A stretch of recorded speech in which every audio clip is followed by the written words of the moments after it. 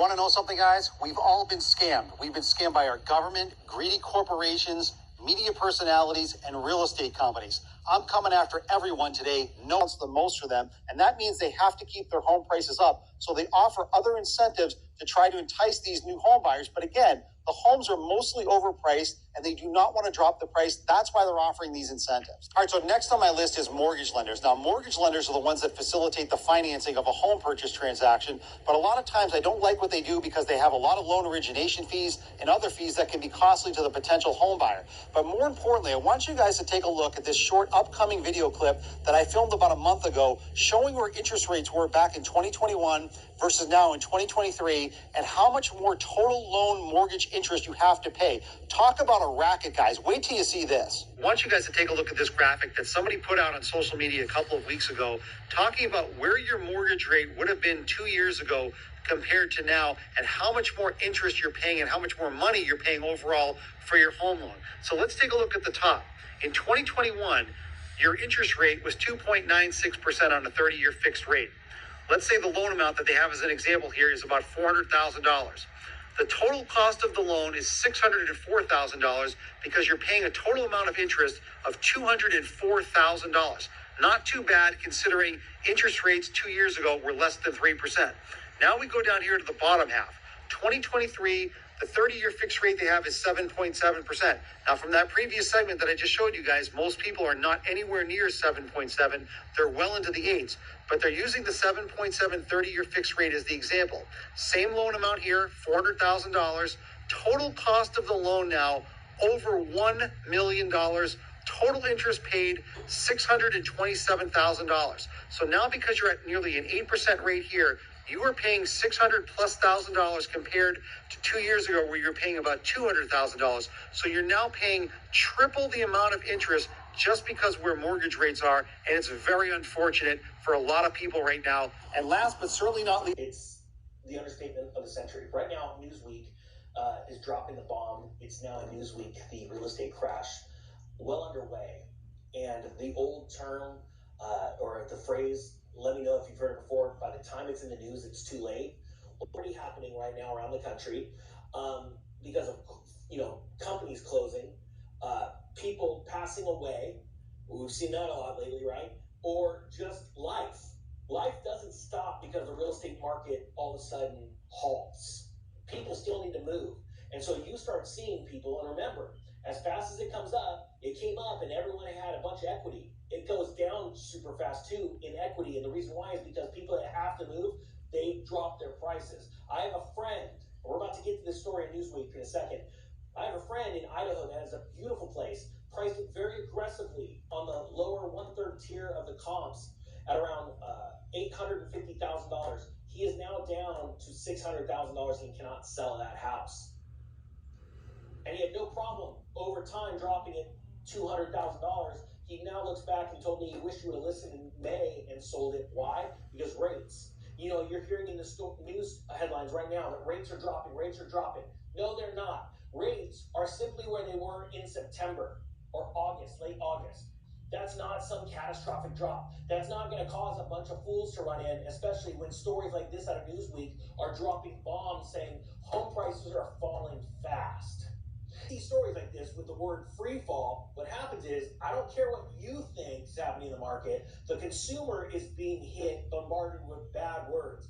Free falling, losing money, dropping, panic.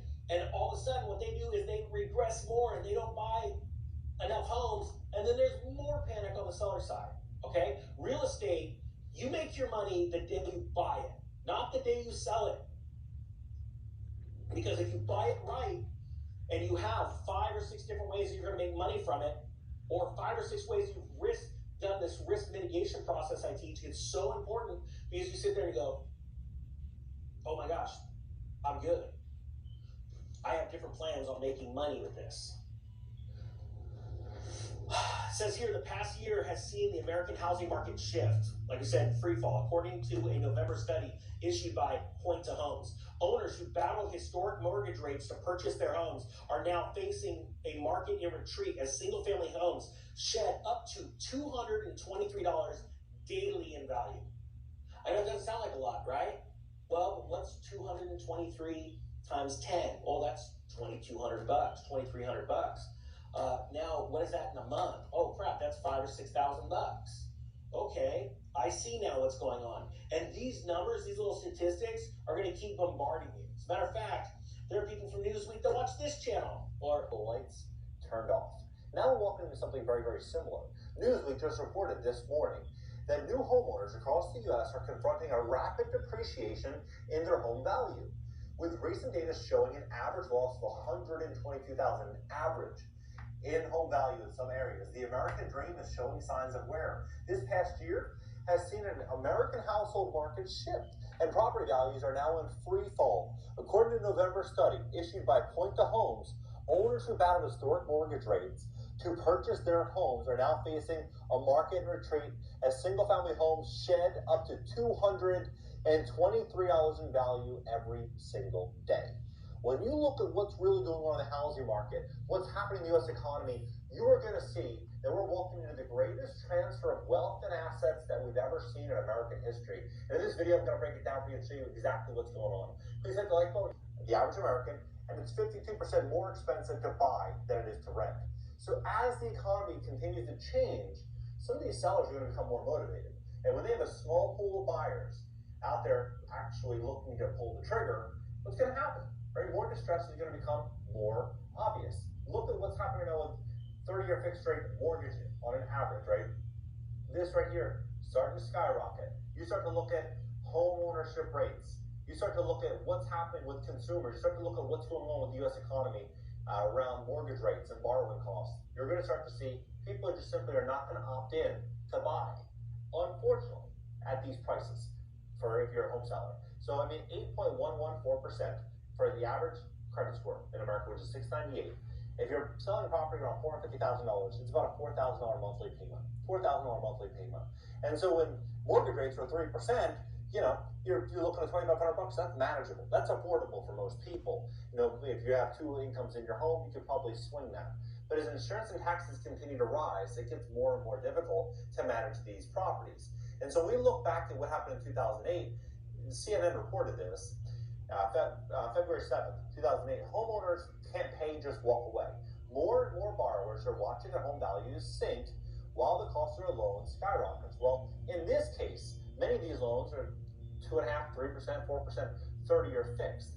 But what's skyrocketing is not the mortgage. It's the insurance, the taxes, the food costs, utility bills, the upkeep on the property. Everything else around it is skyrocketing, which is indirectly impacting their debt-to-income ratio and their ability to pay these mortgages. And so when you start to look at where values are, I mean, there's a gentleman here talking about, you know, he purchased a property in Hancock Park.